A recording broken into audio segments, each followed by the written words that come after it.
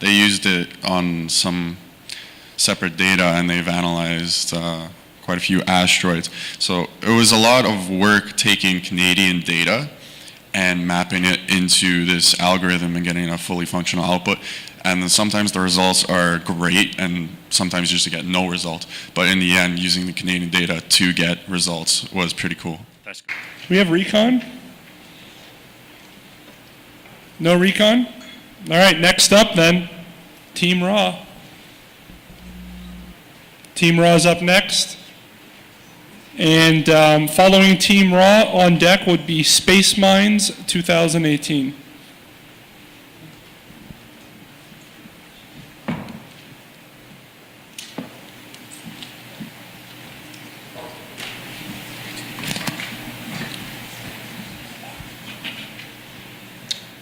Hello, everybody.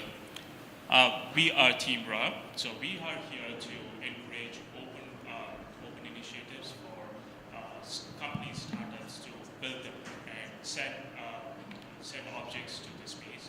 And we're not just limited to our specific objects. So it could be like a couple of objects, like we can identify for our demo here. We've taken, okay, we have an object here, and we wanted to send it to Mars or Jupiter, right? So this is a calculator which calculates how much, what would be the best time for that object to be sent into orbit, and it gives you, the idea is like we wanted to give some commercial gain through this. So imagine there is mining activity going on, and that object, instead of Mars, it could be asteroid with some gold or some materials which can be mined. So this is going to give a calculation as to what would be the best time for launching, and it will give you the amount of fuel required, and then it tells you how much we can get back from the other planets, right? So to get into the details. Yeah, so the Orbital Pathfinder has three main functions. The first function, which my partner said, was to find the optimal time of launch from Earth to get to any object in the solar system. The second function is it determines the amount of fuel you would need for the launch. And finally, it determines how much time you would take to manufacture rocket fuel and your destination for a return trip. And so the reason I did this project, even if it wasn't listed, was first because it was really cool. It sounded cool to me. And second, because I wanted to get over the stigma of these sort of calculations, get them into the public eye, so that people can think more easily about what the problems of this sort of calculation are, what needs to be calculated further, what needs to be solved, and inspire the next generation of scientists. So how we achieved this is like we took some data and we assumed elliptical paths, and then we were running through some set of algorithms which were calculating the paths, and it can calculate, like if there is an object on the path, these trajectories would be like knowing the trajectory, and then we'll do a swing shot or use the gravity to find the best path for the object to be launched. Right? So what we can do is like we were able to select, okay, Mars as our Yeah, so as our test, we used both Mars and Jupiter, but we can add as many objects as we'd like to the simulation. So as a test, we have Mars. You have to input the payload mass which you want to send to it, and a bunch of other variables, including the solar panel area to manufacture the rocket fuel at your destination. And it would give you the time of launch, the rocket fuel needed, and the amount of time it would take in days to manufacture the fuel at your destination. And it gives you a nice little plot of the orbital path. Those orbits are the calculated paths. The green one is the calculated path.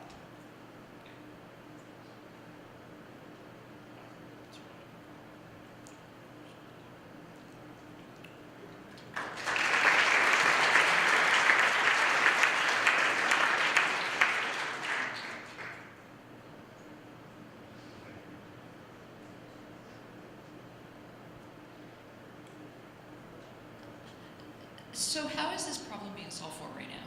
It seems like something that can't be gone without.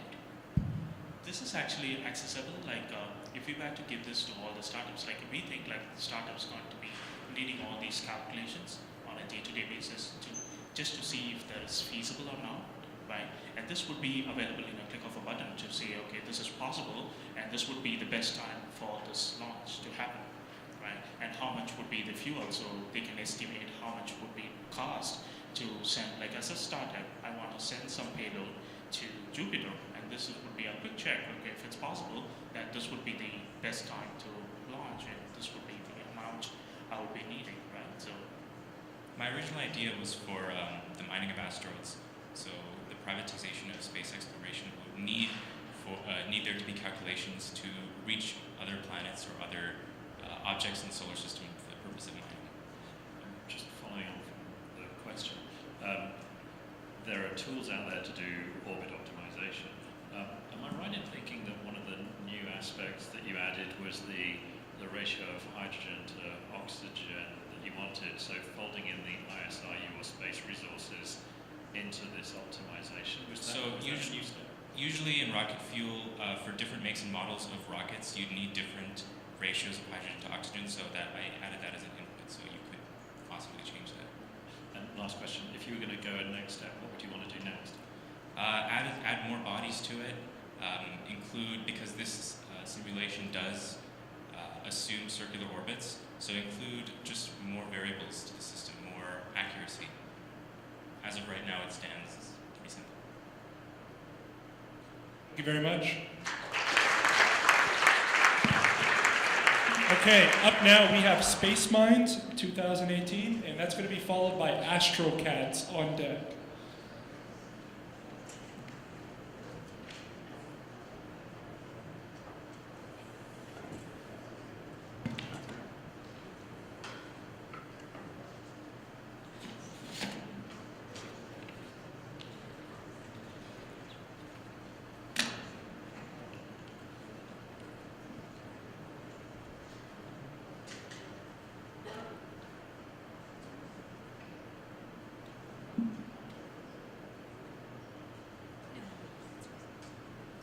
So, good afternoon, judges and audience.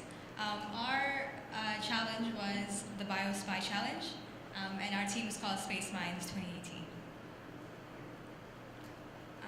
So essentially, we have the background information from the Canadian Space Agency was that they created a biomonitor that's supposed to be fitted with the t-shirt that they've engineered, and it's supposed to be lightweight, flexible, it regulates the skin temperature, and it's supposed to essentially just monitor vital signs. The impact from this is that as the astronauts, or it can be just to any individual that they're wearing, that they can regulate that the person who's or the team that's monitoring the activities, they can constantly monitor these cardiovascular activities and respiratory activities as they are doing their daily activities. It's not interfering with whatever they're doing. It's constantly monitoring.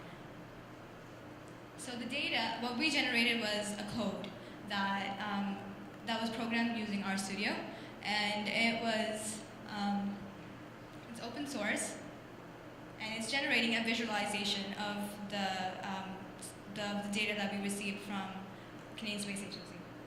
So it's open source so that any other hackers can also get into and use the code that we generated.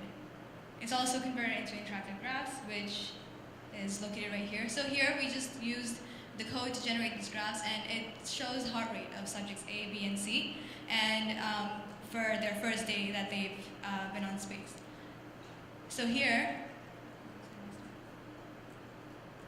we can see that there's higher activity, so higher heart rate, which means that there's high activity, and here it's showing low heart rate, so low activity. So this can be used for future implementation, which is like if they are to rehabilitate patients, if they had an open heart surgery, they could use this vest to regulate and then monitor their heart activity. It can also be used for telemedicine and also for people who are working in dangerous environments.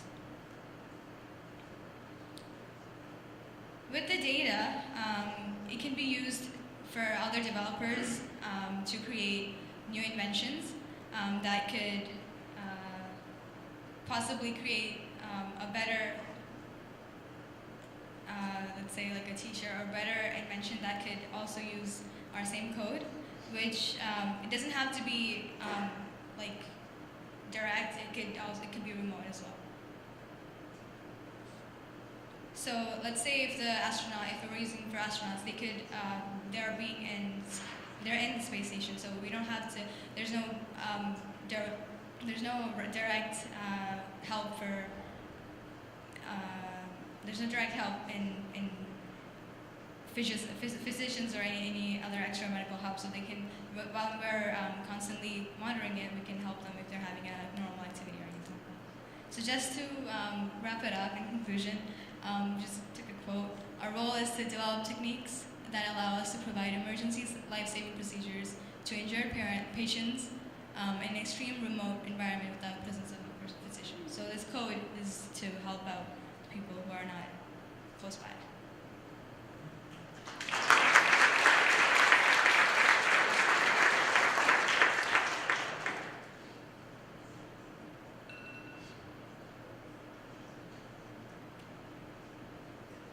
So I'll ask the question that I've asked so far quite repetitively is, did you find anything interesting in the data? Did you find something fascinating?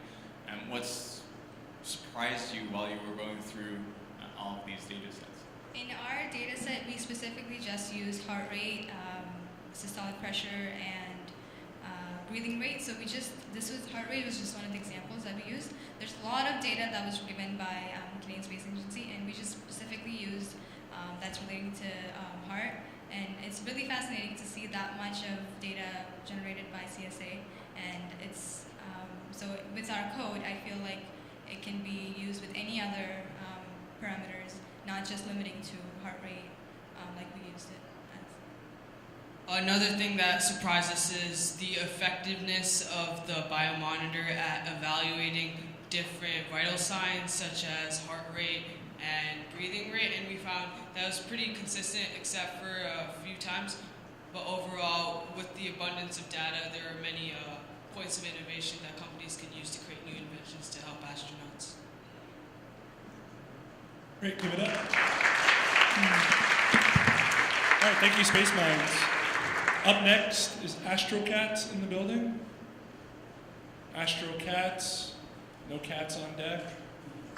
All right, we're going to move to the next team. The next team is Space Dream. Do we have Space Dream in the building? All right, evidently dreaming. Do we have Space Fighter? We have Space Fighter. Evidently out fighting. All right. Do we have Thonk? Do we have Thonk in the building? Yes, we have Thonk.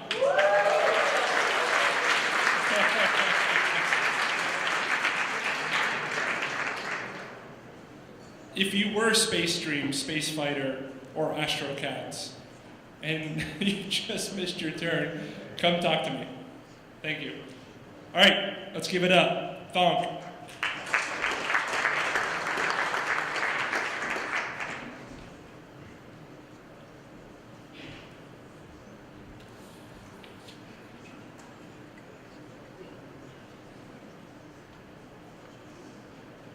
Okay, hi, we're Thonk. So we made a website called Thonk Rockets. So the challenge we chose was when's the next rocket launch, so we just had to make something to track international rocket launch information. So a very quick Google search shows there's actually a lot of websites that does exactly this. So these are just two notable ones. What we noticed for a lot of them that were out there, it wasn't for all space launches internationally. So these two are two examples that only show American launches. So what we decided to do was to mix it up that's different from available ones, is to make something that shows all the launches internationally and make it more geared toward children, that's interactive and easy to use. So our website is Thonk Rockets. I'm sorry. So basically what sorry.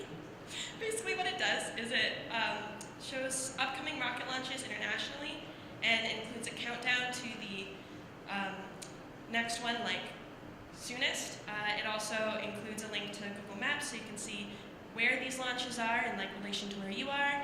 And for like children, there's trivia and jokes and interactive games to kind of get kids interested about space and rockets. So just show you our website. So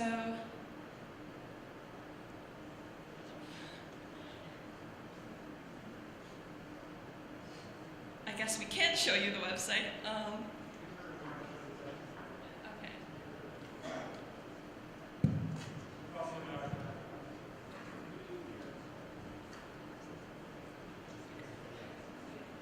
Okay, so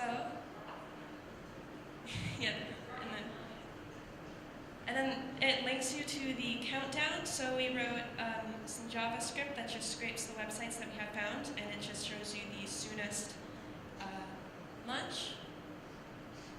And then you can also go to Google Maps, which will show you the 5 upcoming, five soonest. It shows you on a map, but apparently doesn't want to load.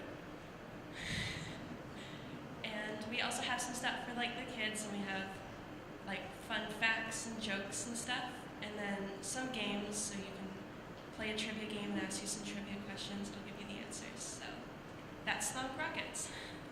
Any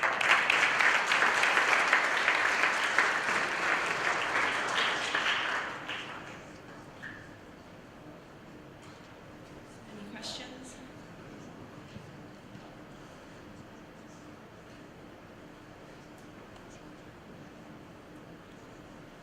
What would you want to do next? If you could have another 1, 2, 3 days, or maybe a week, what would you want to do next? Where would you want to focus your effort? So for maps, so far we have, like, it would be nice if we could scrape data from other sources and get, like, the launch pad locations and use, like, the Google Maps API and use, like, the geocoding to possibly get the coordinates so we can show, like, a live update of the future launches on our Google Maps, because right now it just shows, like, the, like, several recent ones that happened in the past, like, few weeks, and some that are happening really soon in the future, but we would want it to like have live updates, so it would update when you go on the website.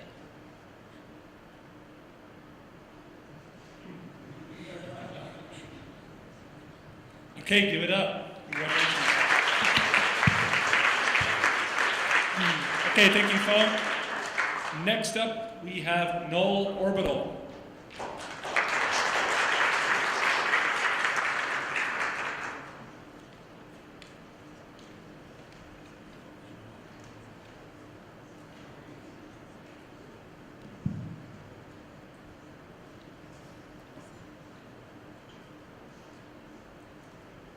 $700 billion.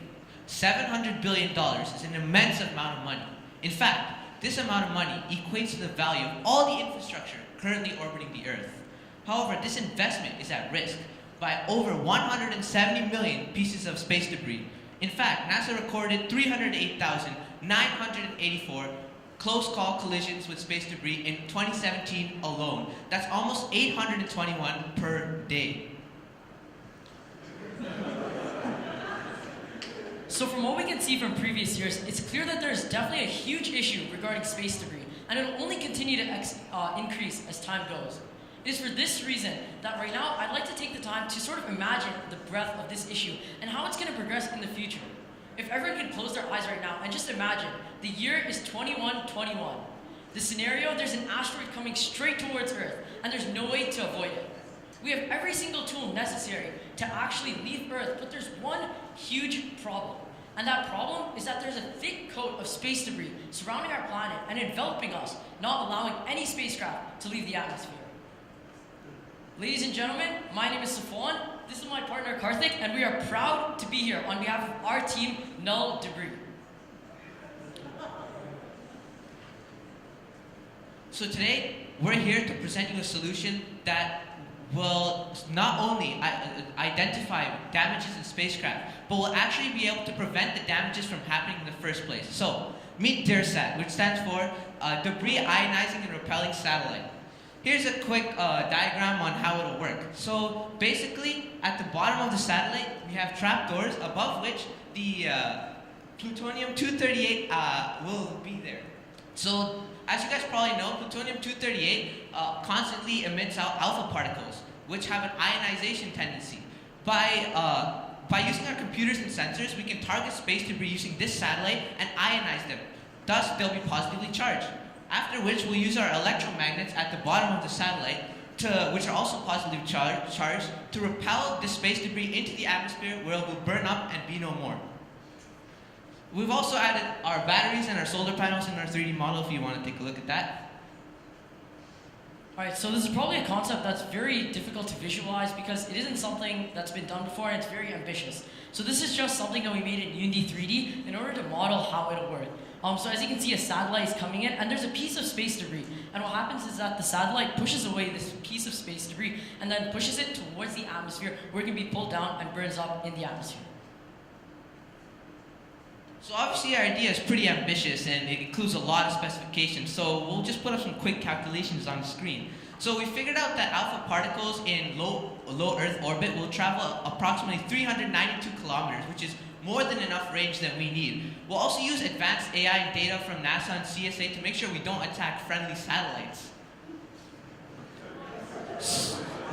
So considering how our challenge is designed by nature, we want to tackle this problem in a way that we prepare for the problem that space debris will present. As nature always prepares for things like winter, where trees lose their leaves and squirrels bury their acorns, we want to be able to prepare for the challenge that is going to be space debris. And so instead of just curing an issue in one isolated event, what we want to do is that we actually want to prevent this problem from happening altogether. And so what we've learned from this past weekend is that you must always think forward. And we think that the future is space. And so let's keep it clean. Thank you for listening.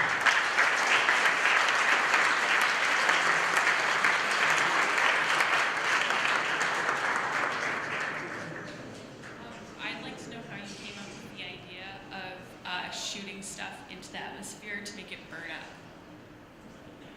So our friend Yusuf over there is a pretty smart guy.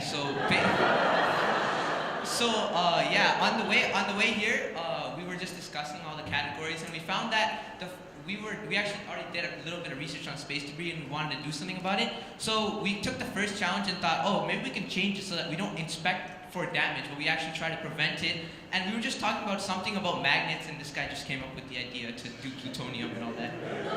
And also, we think that anything else wouldn't have been necessarily a permanent solution, and we want to make something that will have a long-lasting impact and will actually make a meaningful difference.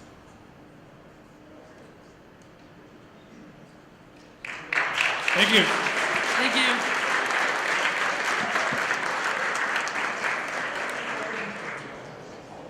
Okay, we're gonna do two more, and then we're gonna take a break. So up now, if I could have Space Lords, Lords of Space, Space Lords. Space Lords is in the back, but he's throwing in the white flag. Throwing in the towel. Okay, we'll give it up for Space Lords for participating this weekend.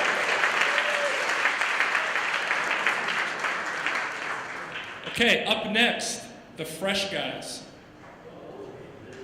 And then on deck, we will do Out of This World. Hopefully Out of This World is in this building. Okay, Out of This World on deck.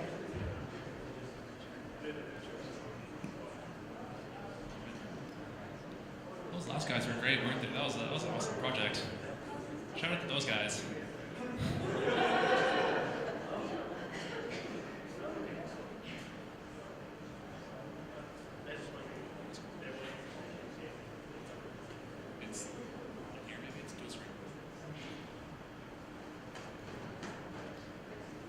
So we're burning time here, so I'm just going to start. Hello. We are the Fresh Guys. The problem we decided to tackle was designed by nature, and this is colorblind. Right, so for those who don't know, the problem space deals with the millions of untrackable, dangerous orbital debris that poses a serious threat to any spacecraft that wants to go into orbit or beyond into deep space. Using the International Space Station as a current solution, some things that they've done well is they have a large variety of sensors collecting a lot of data. However, what they don't do well is they don't have the camera coverage to be able to have a human to visually inspect themselves. Well, this graphic showing the blind spots on the ISS that cameras and windows, human eyes can't see. And another thing they don't do well is that the crew, their schedule is planned down to the 5-minute increment every day. They typically don't have time to do things like this. In an emergency situation, getting an EVA or getting on the arm to inspect takes a lot of time, and that might be dangerous. So the problem statement we chose to take is given a general damage location and characterization, determine the precise damage location and characterization quickly and minimizing crew involvement. Specifically, we want to focus on manned, unmanned spacecraft and focus on long-range, long-duration missions where these current problems are compounded when you're 30 light minutes or more away. That's Mars and beyond. So the problem we chose was a crawler bot, the solution we chose. It's a Gecko-inspired mobility. It has autonomous navigation on spacecraft surface and autonomous damage assessment. How does that work? So this Gecko bot, it's a current solution. It was done by a lab at Stanford University. It's 4-legged, uses dry adhesion, meaning you can stick to any surface, even non-metallic. Moving on to the autonomous navigation. So that data we mentioned before that exists on the ISS, we can use that to find the general location of the damage, and the robot can navigate itself there using a pre-existing 3D map made beforehand of the spacecraft, so that lessens the decision-making abilities, and there's a plethora of common LiDAR-based navigation algorithms we can use to get there. And also in this simulation here, you can see that it'll also interface with robotic arms on the spacecrafts to go over impassable objects like trenches and the like. With the autonomous damage assessment, we decided on a 2-step process. One is location. We would train a model using LiDAR color footage. Here's a basic demonstration of a Microsoft Kinect sensor that can see a hole in white surface, which the ISS is covered. It's a thermal coating that is white, and the hole will be a darker color, so one can spot that. After that, it'll characterize it using other sensors to determine severity, shape, size, etc., anything else that's useful. So why is this valid? Why is this relevant design? Well, it saves the crew time. In emergency situations, it can be deployed immediately and travel to the site of the collision, getting the information faster, and it could get valuable information much quicker. And it uses currently existing designs in a novel situation. Other impact or uses that we're more excited about is one we call a spacecraft immune system. You have a swarm of robots inspecting, repairing even, kind of like your own immune system, but still supervised by humans, and Earth applications, such as chemical storage tanks, nuclear reactors. I'm going in disaster search and rescue. Imagine sending a robot into that hole instead of a human. Thanks. Okay, so you mentioned that it would start off with a 3D model. What happens to your robots when there's damage there that they don't know about? Are they going to be able to figure out how to get around that? So the LiDAR, it would be able to detect something that is not in that map, and it should have the intelligence to go around it. ClearPath Robotics has algorithms that do that already. It works in warehouses, a constantly changing environment. The impact, the relevance, the importance, the need is well understood. You did a great job explaining that. Also, thanks for what looked like 2 demos. So am I right in thinking that there were 2 pieces of software or in the app space that were focused on? One was some of the autonomous navigation or using crawler bots to get to certain points given a topology, and the other was a demonstration of the damage identification or tracking. Was that right? Yep, those are the 2 pieces. Okay, they were developed independently. They were developed standalone. And can you just say anything about what was your start point? And I guess we saw the end point, but what were you starting from when you You mean in terms of the design or where it starts in the spacecraft? No. Start point in terms of where the software was at before you started. Oh, we had nothing. Everything was from scratch. Those were simple demonstrations. We did not create innovative autonomous algorithms in 2 days, just purely to show what this could look like. Okay, that's great. Thank you. Thanks.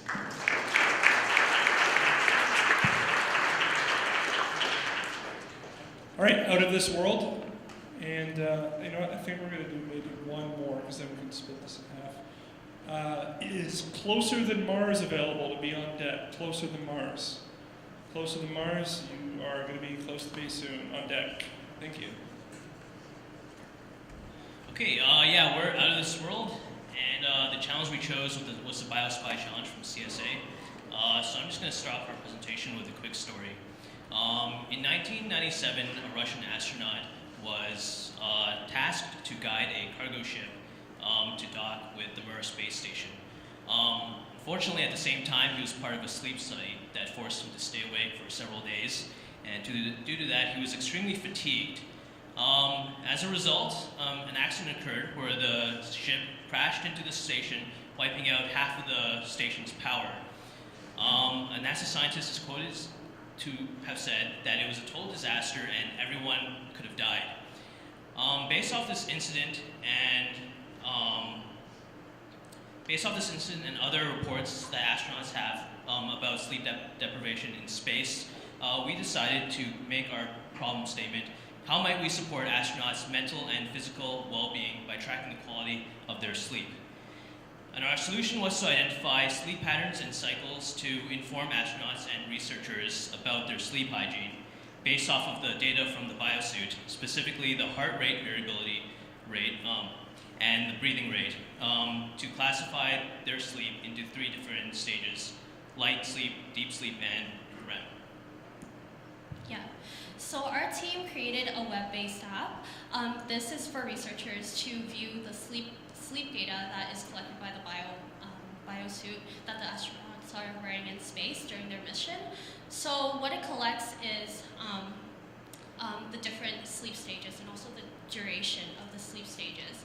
From research, from PhD research, what's classified as a good night's sleep is 20% of deep sleep and 25% of REM sleep.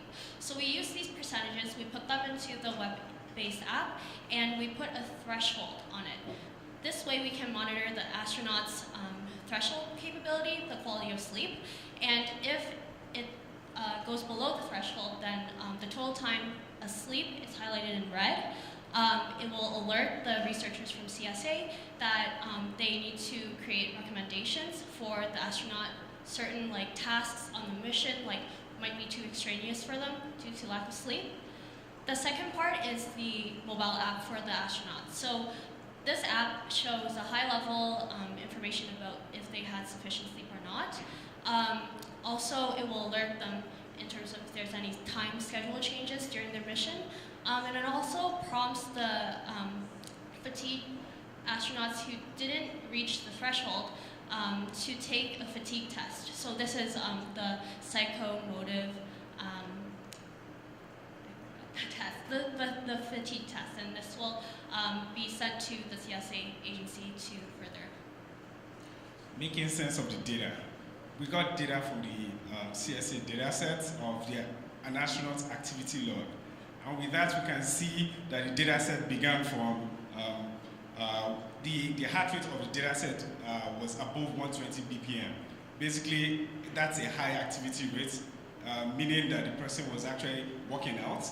And also, we created different clusters within the time series of the dataset, and we categorized different clusters into different sleep cycle. So we captured 8 hours of the sleep within the dataset, and we generated different clusters within the sleep timing, and with that we can detect anomaly data. We use an anomaly detection algorithm to detect spikes in the dataset, and the spikes can be caused as a result of restlessness in the sleep, snoring, or bad idea.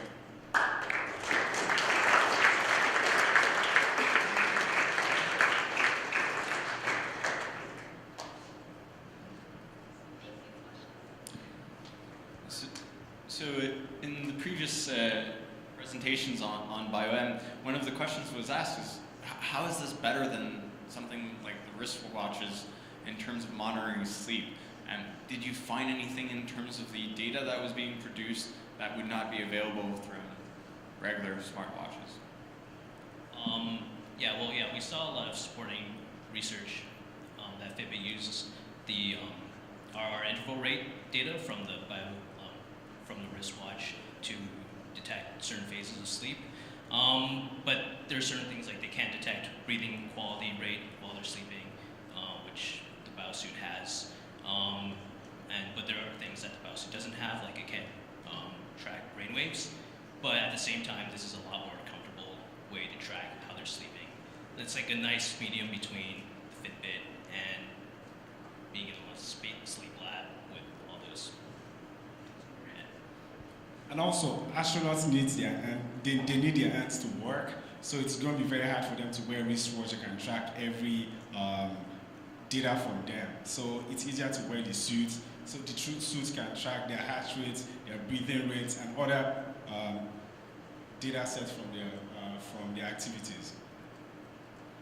All right, give it up.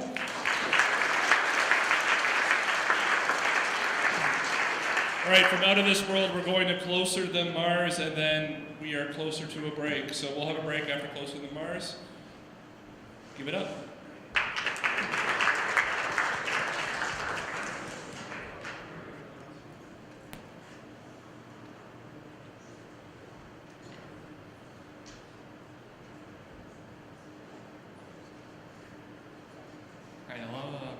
Is closer than Mars. So the objective is intended to fulfill the NASA Make Sense of Mars challenge, and this was to create an interactive platform to share the Mars rover data. So our solution was a three-part system, starting off with an image pipeline that pulled all of the Mars rover images from the NASA API, and then we actually integrated with Microsoft Azure to use their cognitive computer vision software, which allowed us to identify some tags and categories to associate with each image. And then we pushed all this data to a database server that we designed and created a web application for which anyone in the world can use the data.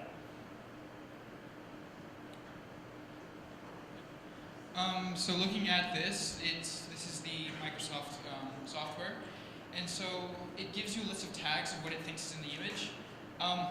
Looking at that, it's not great. I don't quite see kitchen in there. However, it is sort of interesting and it could be used. If you can get better software, this could be really interesting. So that's one image, and then we have another one. This is just a testament to how accurate the software is. The model is amazing. Clearly, if you look at the tags, we can see that we've discovered water and life on Mars. And we're 77.5% certain that this is a photo of people standing in the rain.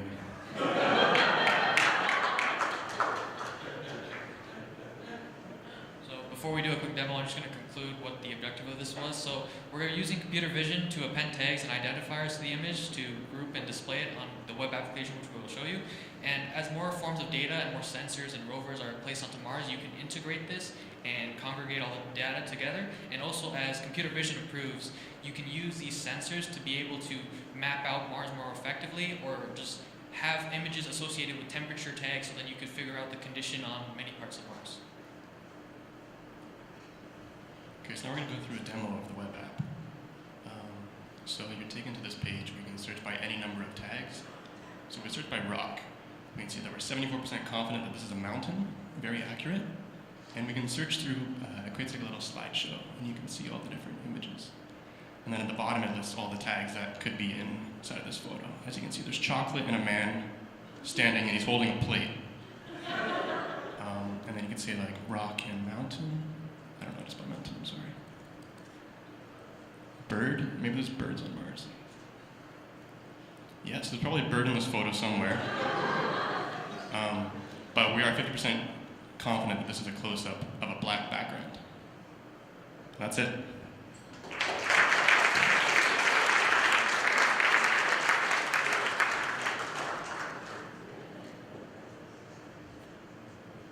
you guys. That's great.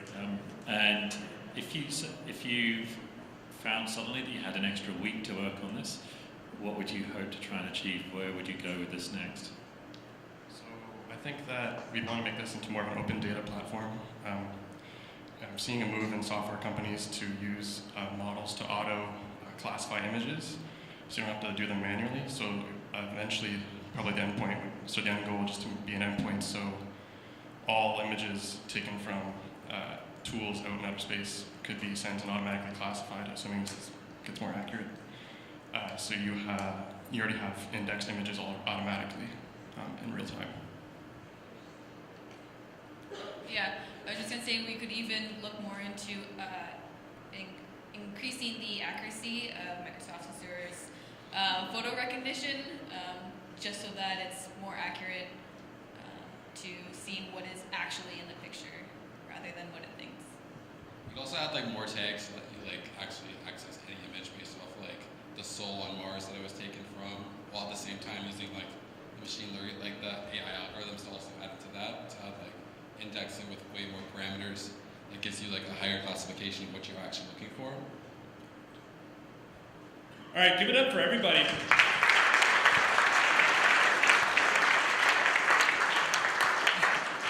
Okay, so we're going to take a 10-15 minute break-ish. There are snacks and beverages at the back, washrooms as well.